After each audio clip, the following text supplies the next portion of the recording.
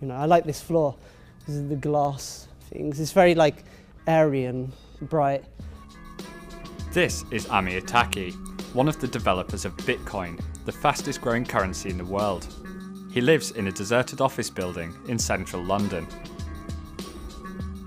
Bitcoin is like a virtual currency, just like you have like dollars, pounds, euros, but it's the first time that we have a virtual currency or a type of currency which isn't controlled by a central institution.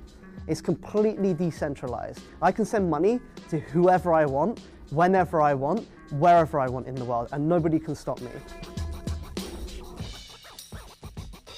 Bitcoin is what money should be. Mihai Alisi is editor of Bitcoin magazine.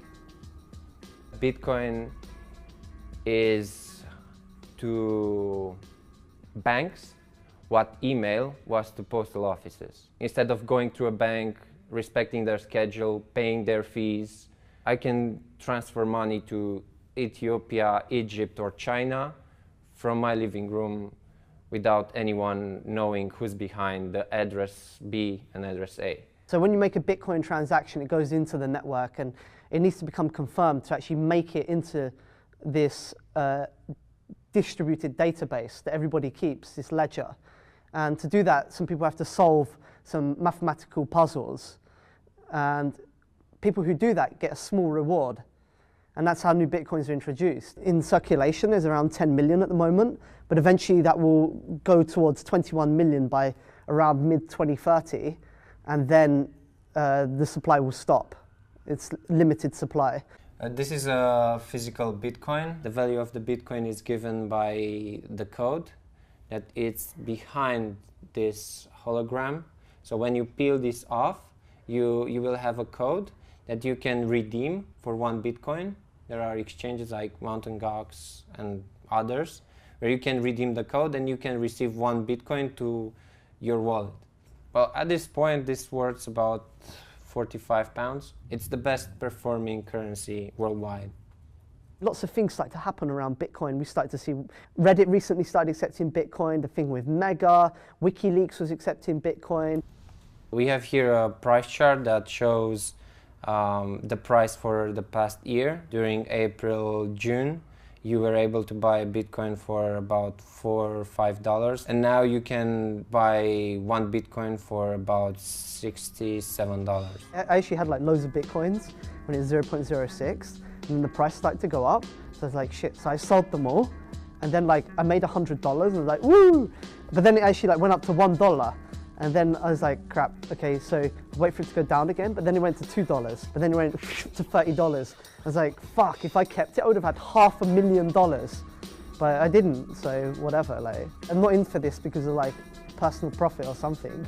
Like, I think, like, I love like money and like the issues behind it and how it works in the society. But for me personally, like, I don't have need for like a car, and I just need my internet, my laptop. Bitcoin has been criticised for facilitating the sale of drugs on sites like Silk Road. Bitcoin is a tool, right? So for example, you have a knife, and with that knife you can put butter on your bread or you can kill someone.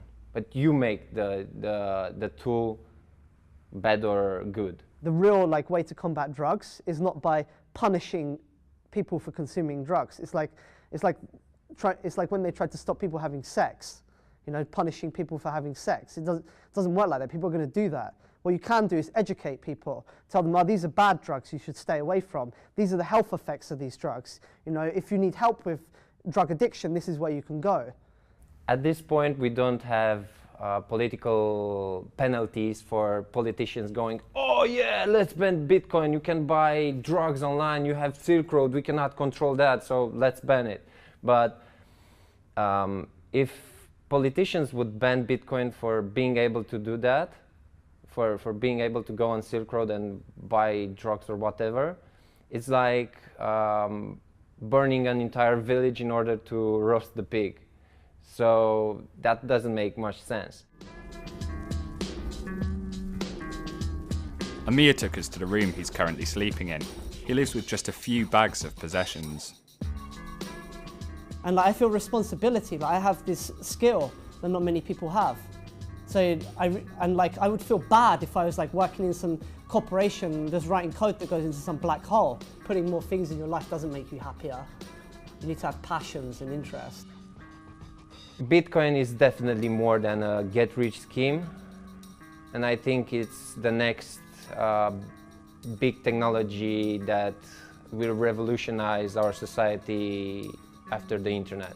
It's as big as the internet, or maybe bigger.